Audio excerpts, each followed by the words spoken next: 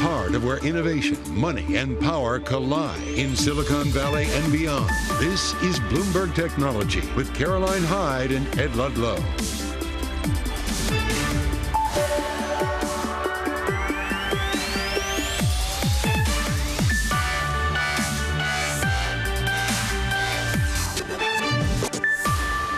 Live from New York, this is Bloomberg Technology. Coming up, will Google be forced to sell off its Chrome browser?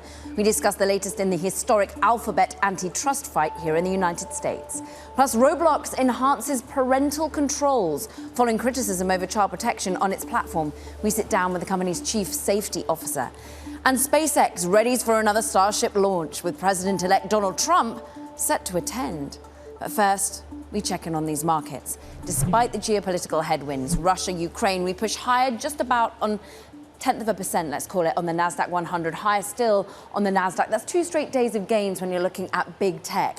And that more broadly is as we shake off what have been a big points drag on the day, which was Alphabet. Let's just go into the intricacies of what's happening with Google at the moment in terms of its price point, because we've started off the day trading lower. Anxiety around the building antitrust crescendo around this particular company. And then maybe we push into the green, up 0.4%. Is there a slight relief rally that it's not being forced to sell off Android? We get into it now with Bloomberg's Michael Shepard in Washington, because it's an interesting stock market reaction here. Michael, many would say, look, the clouds of antitrust concerns still sit on the valuation of Google, but get into what we are learning in terms of the DOJ looking to treat an antitrust issue from their perspective. Well, first, credit to our colleagues Leah Nyland and Josh Sisko for breaking the news about what the Justice Department and state antitrust regulators are thinking about asking a judge in the way of remedies in this historic case. This dates to the August ruling in which a judge here in Washington found that Google had illegally monopolized the market for search globally. And now they are looking for how to make this right for consumers and for website operators around the world. The one step, of course, being considered is forcing them to sell off Chrome, the browser. It's one of the world's most widely used browsers. But other measures being considered also include requiring the company to license its search results and data, and then also giving websites the option of opting out of having their content used to help Google build its artificial intelligence platforms. Once again, Google, Alphabet, the parent company of Google, speaks out saying these are sort of radical steps being taken by the US government, and sort of weighting down, putting their thumb on the scale is how Google has been articulating it. But more broadly, the intricacies around selling off data, about sharing data, is a tough one. Many in the market say, look, this is going to take years to enforce. You're going to see an appeals process. But more broadly, you're also going to potentially see other remedies come into light that Google could action first, perhaps April and August. What do we think Alphabet's own reaction will be? This will play out over a long time, and I'm glad you brought that up, Caroline, in terms of the clock here. The judge has set a 2-week hearing in April to actually walk through some of the potential remedies that the DOJ and antitrust regulators at the state level are offering, and that will give time to the company to think about, okay, what could we offer perhaps as a settlement? What else can we do? What is maybe a middle ground that could satisfy some of the concerns being raised by government authorities? Likewise, the judge himself is not expected to rule until August 2025. That is almost a year from his original ruling. And then after that, we'll go through an appeals process. And given the stakes for Alphabet in this case, they are likely to take this appeal all the way to the U.S. Supreme Court eventually. Because this would have a major business impact. The way in which they can see who I am when I use Chrome, which has, I think, about 60% of the market from a browser perspective, and then go across to use the search function within it. That's about 90% of the market, and all the data therein, and they can target me better with ads. This would be a big business model change. And ultimately, many out there are wondering who on earth would even buy Chrome if it was forced. Well, it's a great question, again, on who would buy Chrome, because the price for it would preclude many from even trying to pick it up. And the few buyers out there with the resources to pull it off, perhaps Amazon.com Inc. or even OpenAI, An attempt by them to purchase this could also raise separate antitrust questions that the government may be eager to avoid. Likewise, as you pointed out, this is central to Alphabet's business. They use that user data, as you pointed out, to target advertising and promotions better. And they're also using it, as I mentioned before, to try to craft a better version of this Gemini AI platform that they're developing, and we saw it in their most recent results. They really pointed to search as something that is driving this bet on AI, and they really would like to keep this going if they can. AI overviews, all anyone sees now when they're typing in for search. Michael Shepard, we so appreciate the breakdown from Washington for broader tech market perspective and indeed, well, what the legal realities are here. Sarah Olam is a senior fellow at the Tech Institute. And Sarah, I mean, just put your thumb on the scales here as Google is pushing back on the government for so doing. Do you think this has any chance of getting through, that something as seismic as Chrome being sold off would happen? I think personally it's unlikely. It was unchallenged conduct in the decision. So if you go back and read the 286-page decision from August 5th, there is Thanks a discussion. for doing that for us, because we don't have the time. There's discussion about the contracts and the preloading of the Google suite and a little bit on the Chrome browser, but unchallenged conduct was the search bar in the Chrome window. And so that wasn't challenged at trial. And so, you know, there would have to be fact-finding and a discussion of the browser market in the April hearing. Like the prior speaker said, August 2025 is when a decision will come out on remedies. And also of note, Google has an opportunity to submit their proposed remedies December 20th. So it really is an ongoing process. The last two big cases, Microsoft and AT&T, took nearly a decade to resolve. And Microsoft appealed successfully, AT&T less so. Sarah, do you therefore think some other changes could be made to fight the idea that Google is monopoly or monopolistic in search? What could Google enact here itself? Well, I think at issue are the contracts. So the way they contract with Samsung or the other OEM providers, that could change. But even so, there's so much dynamism in the market. Samsung uploads its own S browser, and I, read that in the decision. Other Android platforms, they have their own browsers. And so I think right now the market is so dynamic too with AI search windows that, the way Google responds will have to reflect what's happening in the AI market. Let's just talk about AI and the data that maybe they'd be forced to license in some way.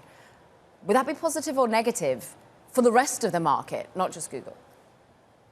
Right. I think operationally that would be very difficult to work through. So that would also be a years-long process.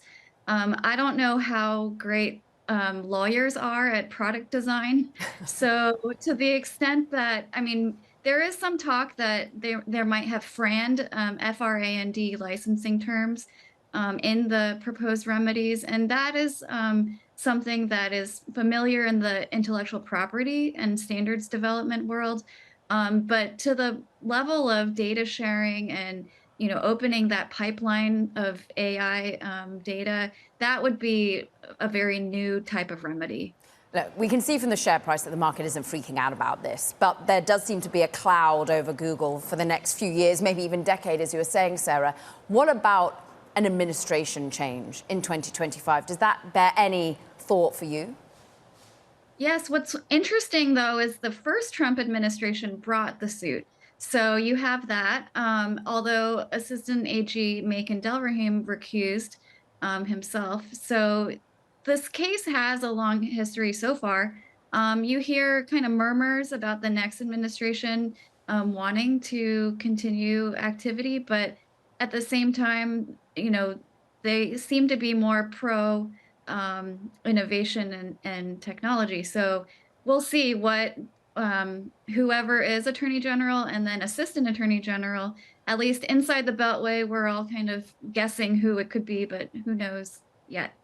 Sarah Olam, Senior Fellow at Tech Institute. We appreciate the time and analysis. Meanwhile, well, talking of regulatory landscape in the UK, Google's partnership with AI firm Anthropic has actually avoided further scrutiny after the UK antitrust watchdog concluded it doesn't qualify for a full-blown investigation under merger rules. The CMA found that Google has not gained, quote, material influence over Anthropic as a result of the deal, which included a $2 billion investment and a cloud agreement.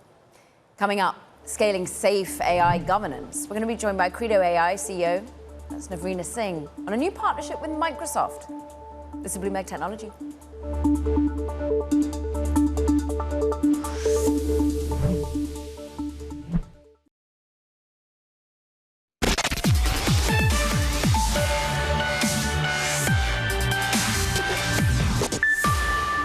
Microsoft, it wants to make it easier to switch between large language models with its new tool, Azure AI Foundry, which can help cloud customers build and deploy AI applications. Now, the company is giving away the software in the hopes of persuading corporate customers to buy more of its cloud services. Bloomberg's Dina Bass has more on what is being unveiled at the annual event in Chicago, Ignite, Dina. And really, the underlying process here is what? What is the blocker here? People don't feel they can flip from one great model to another? The whole product is meant to help make it easier to get your models programmed up, running, deployed. But one of the biggest blockers is that, we're seeing this constant drumbeat of new models coming out, whether it's OpenAI updating their models and, one of them is better for reasoning. One of them is better for answering questions that are more conversational.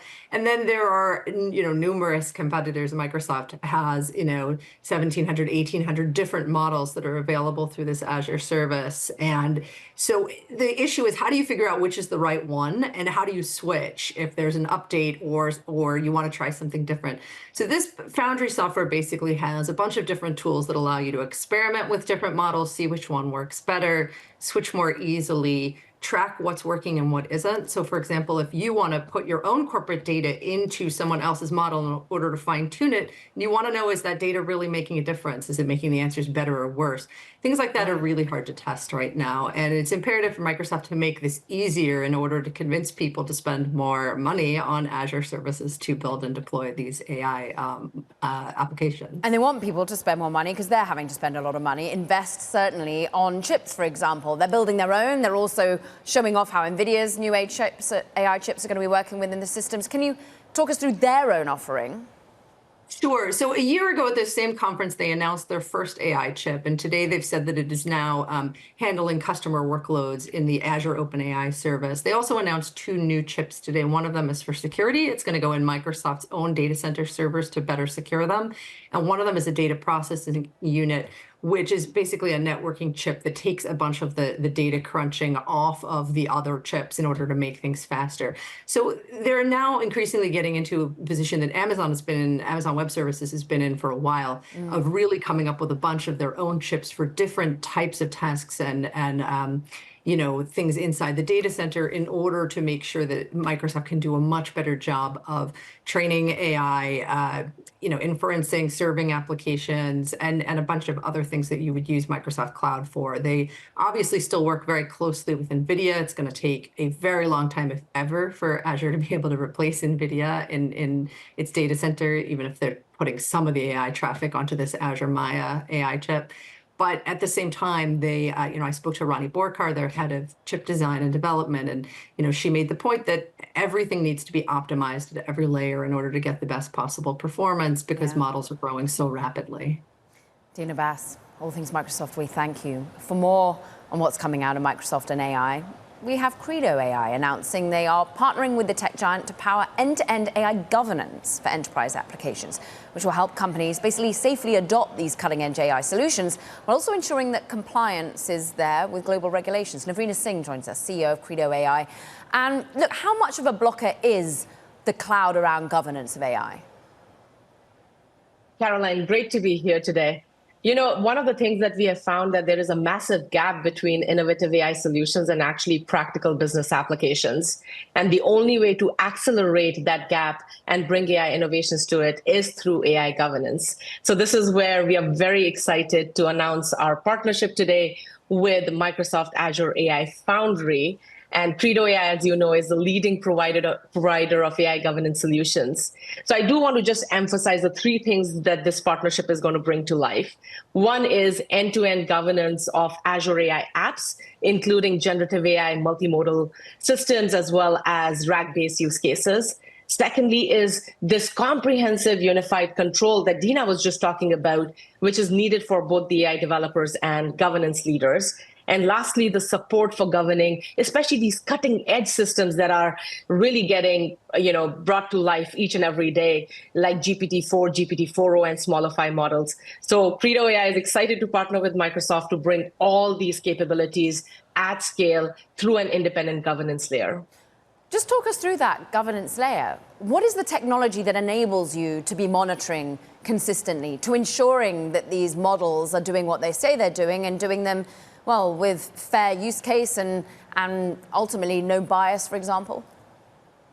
Yeah, absolutely. So Caroline, one of the core things that we are finding with accelerating AI transformation and innovation is something called as AI alignment. How do you actually ensure that you're measuring the health of these AI systems against the policies, the principles, the regulations, AI standards that you as a company deeply care about?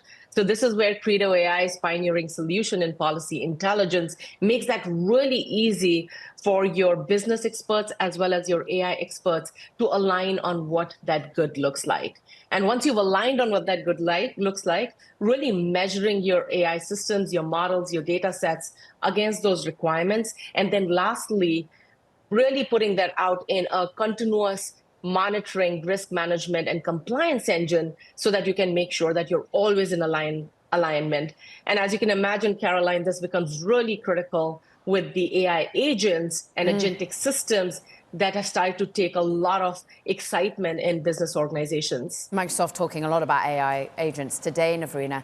Look, the real world impact is that we hear that people are actually kind of plateauing in their own use, employees' use of agents, AI, generative AI in the workplace, largely because they're worried that they could be deemed lazy or they don't really understand what the guardrails are from those that are above them. Is management on top of this? The reason for the AI plateau is because most of the organizations, more than 70% of them, don't have guardrails in place. And this is where Credo AI-like solutions become really critical because we are converting, governance from a safety nest to really being a launch pad for AI innovations. So what we are finding in the companies that we work with, whether it is MasterCard, Regeneron, Booz Allen, and others, is that when you have the clearly defined guardrails, employees actually are much more excited to use these technologies at scale. So with governance, what we are going to see is much more excited as well as rampant use of artificial intelligence and AI transformation within organizations. Do you think any of that regulatory outlook, governance designs and desires is going to change under the next administration in the US? One of the exciting things is that AI is actually central and core to the strategy, irrespective of the administration. We are ready to actually engage with the new administration, who is really looking at AI innovation much more holistically. So more to come on that. But right now, I think there's a lot of excitement on how do you actually use AI for transforming government, as well as AI for making sure United States competitiveness in the world continues to stay at forefront. Navrina Singh, Credo AI CEO on a new partnership with Microsoft. We appreciate you joining. Thank you. Coming up, well, a new compliance plan and auditors sent Supermicro shares surging. Will they be able to remain in the NASDAQ? That's the hope. This is Bloomberg Technology.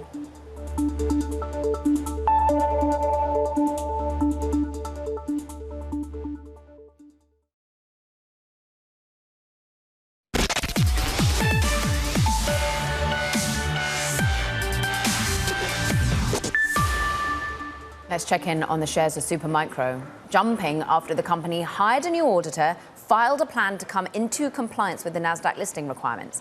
Bloomberg's Brody Ford joins us for more. We're up 33%, but we are still way off of our highs from when the market cap was spiraling higher because of generative AI, Brody. Talk us through why BDO, for example, is now willing to work with Supermicro Computer. Yeah, it's quite a dramatic episode. Backing up a little bit, Supermicro missed a deadline to file financials back in August. Then their auditor EY resigns, saying we're not willing to be associated with these numbers. This is scary stuff. You don't see this too often. And so it was up to the wire here. Supermicro had to find a new auditor to get them in line with NASDAQ rules to avoid delisting. And on the very last day, yesterday evening, they found BDO. And BDO is a fairly major auditor, but it's worth noting they are not one of the big four. They're the big fifth or sixth, depending on who you listen to. But what matters is they are an auditor, and they're willing to, try to help Supermicro get back into compliance, which buys them a couple more months before, another deadline.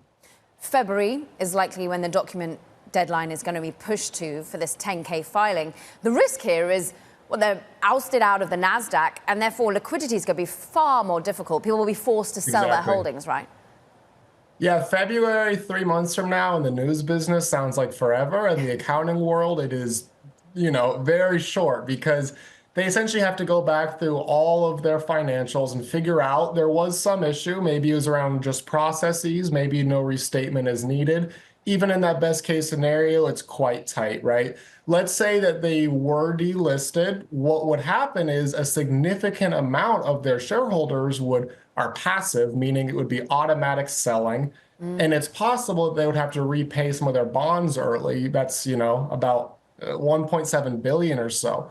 Essentially, Supermicro is going to do everything within its power to avoid that scenario. And its odds just got a whole lot better after yesterday's news. Meanwhile, it still faces a DOJ probe, we understand. Brody Ford, all across this company. Thanks. Thank you. Coming up, we're going to be discussing all things child safety online. This particularly in the gaming world with the chief safety officer of Roblox, Matt Kaufman, off the back of its latest rules and regulations self-imposed to ensure that child safety remains top of mind for the company. We're keeping an eye on the markets as well. Currently in the NASDAQ, been holding on to some gains today. We're up some 0.4%. We're bringing the latest in the markets. Supermicro up more than a third. Nvidia, as we eye its earnings coming after the bell tomorrow, up 2.7%, the key contributor on a points perspective to the NASDAQ and the benchmarks today. This is Bloomberg Technology.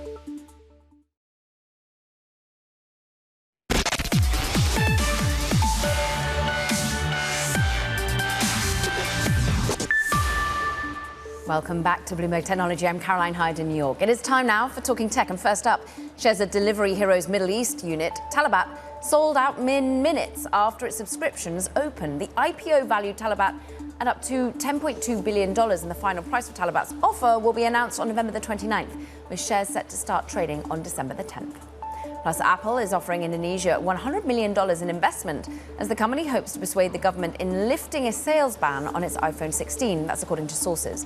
The proposal is an increase of a prior offer of $10 million made last month. Indonesia's Ministry of Industry was not made a final decision on the revised offer.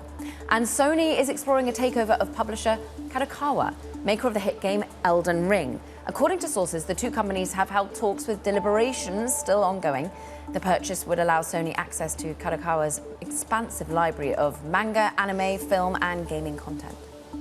Now let's stick with gaming now, because Roblox has announced more protections to its platform for its youngest users, with new parental controls, restrictions on communication, and the content that is accessible, as well as clearer content labels.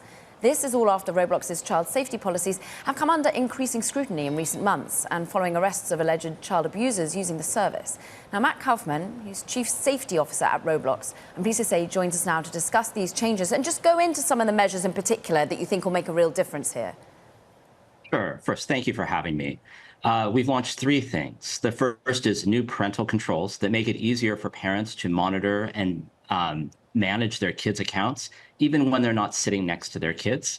We've also updated how our younger users under 13 can communicate on the platform. And finally, we've built in additional protections for our youngest users. Let's just talk about ultimately defining and working out who is 13 and under. It's a really difficult lift if people aren't going to be always telling the truth. Are you using technology here, or is it really depending on the truth of the user base? You know, if you're under 13 and you sign up for an account online, we actually cannot ask you for additional information because of privacy reasons. So from a Roblox perspective, we work to make sure that everybody is on the platform is safe, no matter what age they sign up as. So how, therefore, are you looking to, if you cannot ask, if you cannot get the data and their clarity, is there a fix? Is there something you're working on? Well, so what we do is we take extraordinary steps to keep everybody safe on the platform. For example, when you're communicating on Roblox, we don't encrypt anything. We monitor all communication, and we have an investigation team that's constantly looking into issues where our systems detect that something may be violative to our process, our policies. And we have a lot of machine learning and AI systems that are running to keep everybody safe. Yeah, and really, that's part of our... Oh, go ahead. Well, talk through that AI, the machine learning. How sophisticated is it becoming? Because the subtleties of grooming are so hard to pick up on. That's true. And AI is advancing very fast, and we've made significant leaps in the technology. For example, our automated moderation systems for voice communication.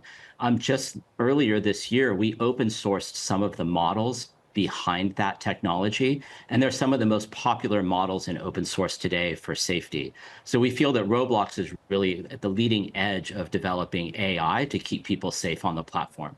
Can you give that balance of AI and then the team that does the deeper investigation? Is it that you can ever more focus on technology being the fix here? How big is the team going to remain? Really, everything is almost like a multi-layered approach. You have AI systems that make initial decisions and act very fast and at super scale. But behind those AIs, you have a team of professional safety experts that are doing all sorts of things. They're the ones who are, of course, who are training the AI. They're also the ones that are handling appeals, because sometimes the AI doesn't get things right. So if somebody says, hey, I feel like it made a mistake, we have our team of professionals who step in to make decisions. And of course, that trains the AI. And then we also have that team of professionals handling the most complicated cases.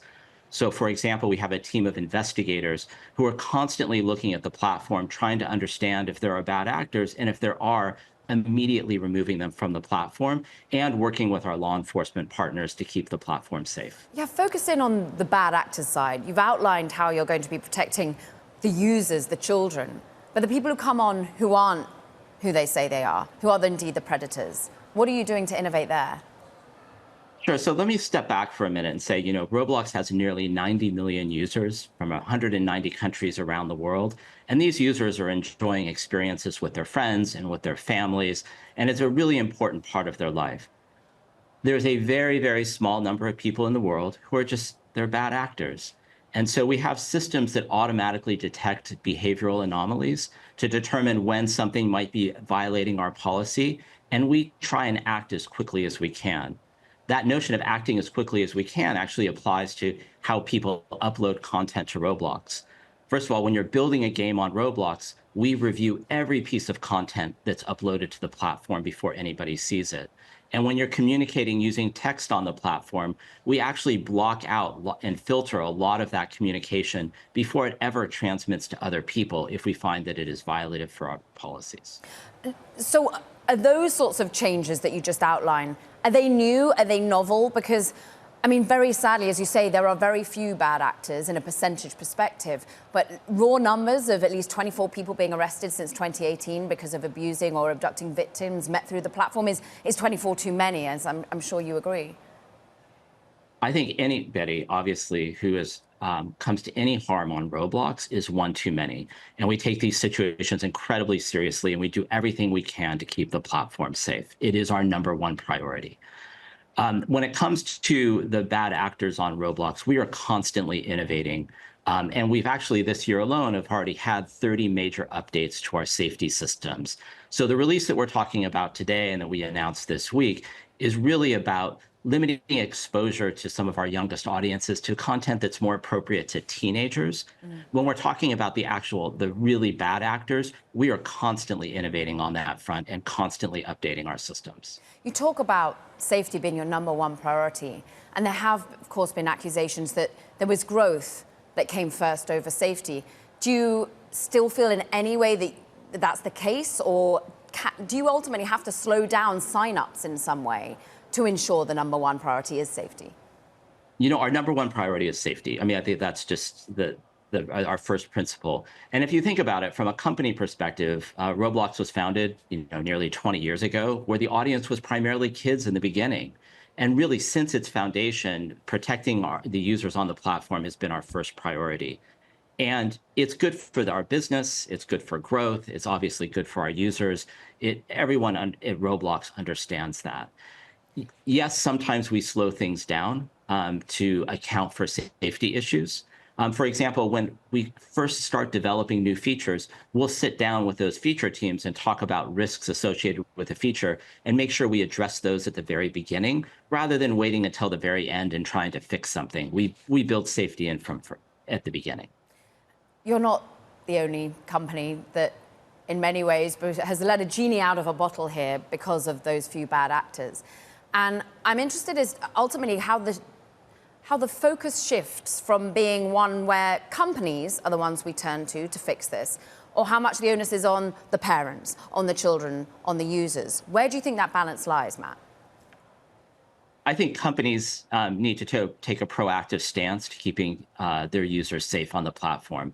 Obviously, we want to provide as many systems and controls and insights to parents as possible. But from our perspective, we need to make the assumption that parents aren't always in the room and aren't always involved. And that's okay. Parents are really busy. They're, spread between their jobs and all kinds of different things going on. And we need to play a proactive role. I think when you're talking about the larger problem that we face, I think it's almost like it's a problem across the internet. And so the other thing that we think a lot about on Roblox is, how do we keep people safe on Roblox, knowing that our users also have accounts on other platforms, and they have phone numbers and cell phones and things like that. And we do our best to keep people on Roblox. So we try and block people from sharing personal identifiable information. We try and block people from directing users to other platforms, because we know that we can keep Roblox safe, and we know that we go to great ends to keep the platform safe, but other platforms don't operate at the same standards that we do. So it's very important for us to do what we can to make sure that people stay safe on Roblox while they're there. Roblox Chief Safety Officer Matt Kaufman, thanks for your time today on the latest protections being unveiled. Meanwhile, we shift from a particular corporate story over to what's happening in the broader markets right now. We actually want to shine a light on what's happening in crypto, because it is continuing to sustain its rally. Bitcoin up to now 92,000. We're off of that key high reached in the previous week, but we're still up a percentage point on the day. MicroStrategy, extraordinary run, more than 400% higher over the last year trading. We're up another 6%. The company's going to be selling yet more convertible debt to be able to buy, you guessed it, yet more Bitcoin. They've just added more than 56,000 already. They have more than $30 billion worth on their balance sheet. We're looking at backed holdings as well. Interesting story that maybe Trump Truth Social might well be purchasing Backed, of course, a marketplace for crypto. Coming up, we have Trump Media currently off by 7% on the back of that reporting. Tech firms, meanwhile, are racing to develop AI-powered agents to help improve efficiency across sales industry. One of the leaders in the field is Rox. Company CEO and co-founder Ishan Mukherjee is going to be joining us. This is Bloomberg Technology.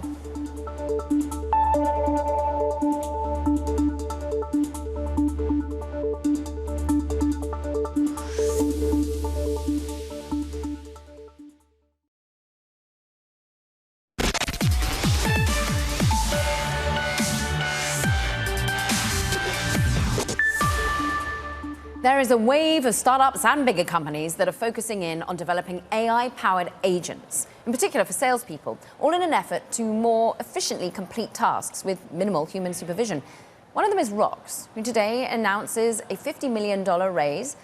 Here with more, Rox CEO and co-founder Ishan Mukherjee. Ishan, first things first, before we get to the exact details of the numbers, is how many companies do you estimate are out there building agents for enterprise? There's quite a few. You have a growing incumbent kind of market of vendors who are repositioning themselves as AI companies. And then because of the barriers of entry being lowered, there's always early stage companies entering the market. And yet, Sequoia picks you, General Catalyst picks you. Why? What are you offering that's different that Salesforce isn't already plowing money into, Microsoft isn't doing, or some of the other startups that are in the field? Yeah, at ROX, we're building AI that focuses on accelerating revenue for the largest enterprises. Caroline, what we're seeing is every business owner across every vertical is blowing out their revenue targets for next year. Some of our customers are doubling their revenue targets, but none of them are doubling the team size. So the interesting thing about sales is it follows the power law. 90% of the revenue in a scaled enterprise comes in through your largest enterprise customers, which is supported by your top 15% of your employees.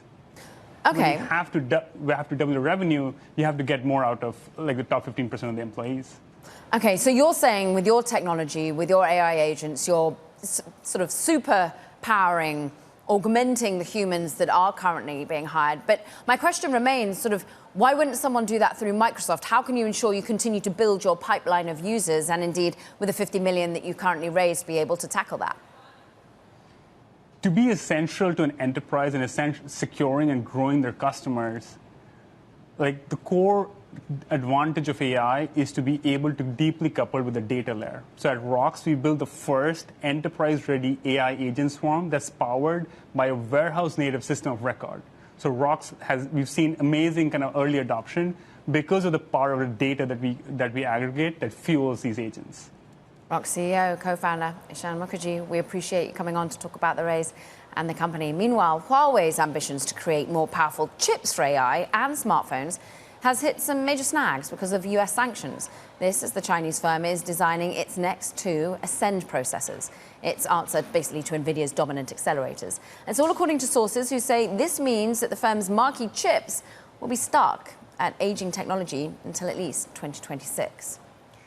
Meanwhile, let's talk about innovation over at NVIDIA. It's teaming up with Google to pursue another technology once, relegated to science fiction, quantum computing. Bloomberg's Ian King has the details. We were just talking about quantum computing with a market analyst yesterday, and here we have a new deal being forged between NVIDIA and Google. What are they going to be doing together to progress us? Well, this is basically NVIDIA saying, hey, this is another use of our technology, our AI chips and systems and software. And hey, look, there's a really important company called Google that you've heard of that's using this to try to push the whole quantum computing world forward. Early stages, but basically Google is going to be using an NVIDIA supercomputer. Okay. NVIDIA's supercomputer will then be able to strip out so-called noises. You say, what exactly adds to the noise? What is it that the innovation we're seeing right here, right now, that can cut that down or indeed understand how it impacts the future of quantum computing? Yeah, I mean, we're using the phrase quantum computing and everybody throws it around, but it doesn't really exist. There are components, or the early stage components, that are attempts to use quantum mechanics to basically represent information and to replace standard semiconductors. We're at the really early stages of that, and actually deciding what is information and what is just random noise generated by the environment is really difficult. What NVIDIA is saying is, hey, use our technology and you'll be able to develop components more quickly that can do that by simulating that environment.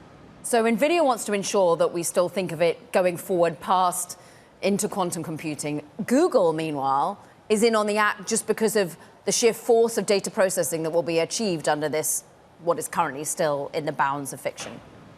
Yeah, exactly. You said will be achieved, and some people would say that's an inevitable future. Jensen Huang, I believe, said, a couple of decades, maybe more than a decade. Others have said never. So you take your pick. But certainly NVIDIA is definitely covering its bets and, again, trying to push forward this idea that, hey, we have this incredible system for accelerating whatever it is you're working on. Even if it's something that will replace what we do, we can get you there, use our stuff. Or the narrative that builds ahead of their earnings in Well, little more than 24 hours' time, Ian King's going to be all across it. We thank you with the latest on NVIDIA. Meanwhile, coming up, SpaceX readies for another Starship launch with President-elect Trump set to attend. That story next. This is Bloomberg Technology.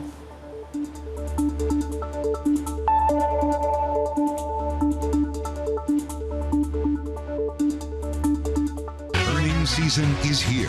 Third quarter earnings season, as we've been talking about, really in high gear. Bloomberg is first to break the numbers. We have some big earnings after the bell. Earnings from Caesars crossing the Bloomberg terminal. Mondelez is reporting Reddit, AMD, Snap. Let's keep the conversation going. With the smartest insights. The bar keeps getting higher. 20% growth rate when your comps get tougher. How much can you beat and raise? Continuing coverage on Bloomberg. Context changes everything.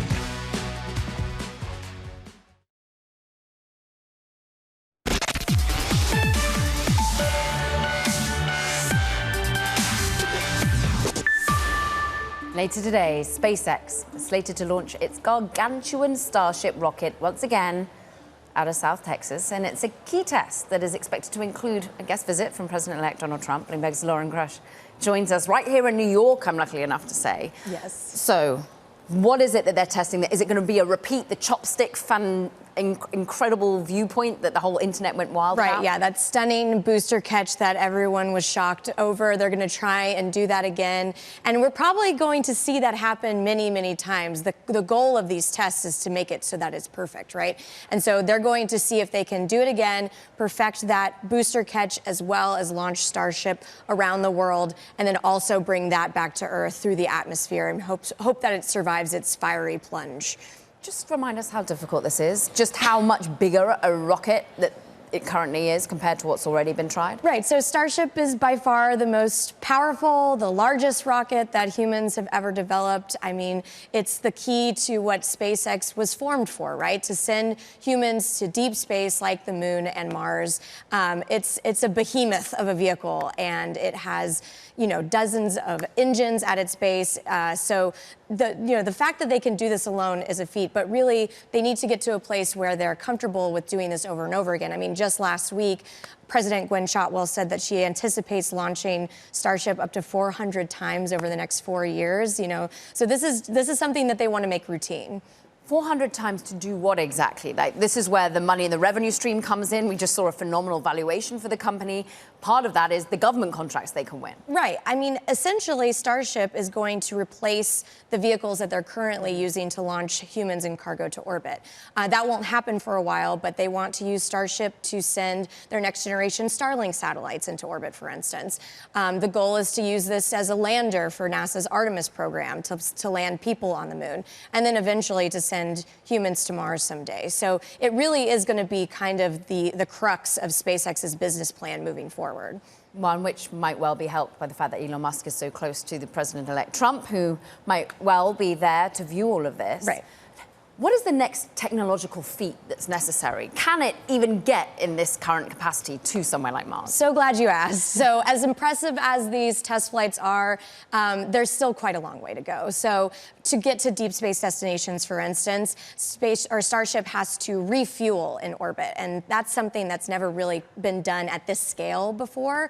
So essentially what they'll have to do is launch Starships and then launch multiple back-to-back Starships that will dock in orbit and refuel, kind of like, you know, filling up at the gas tank over and over again. And then once it has enough fuel, then they can go on to the moon and Mars. But that's still a while away, you know, and they still need to perfect this booster catch. They need to make sure that Starship can come back to Earth in one piece. I mean, they were able to do that last time, but we still saw some pieces of it burning away. So, you know, it's still a work in progress, but that's what each of these tests are for, right? It's one step forward into that direction. But yes, it's going to be some time before anyone is launching on this vehicle, let alone going to the moon and Mars. All eyes around 5 p.m. today. Eastern, Lauren Grush. So great to have you here. Thank you. Meanwhile, that does it for this edition of Bloomberg Technology. Tune in tomorrow. We've got a great interview with the Qualcomm CEO, Cristiano Amon, on all things, you guessed it, chips and AI. This is Bloomberg Technology.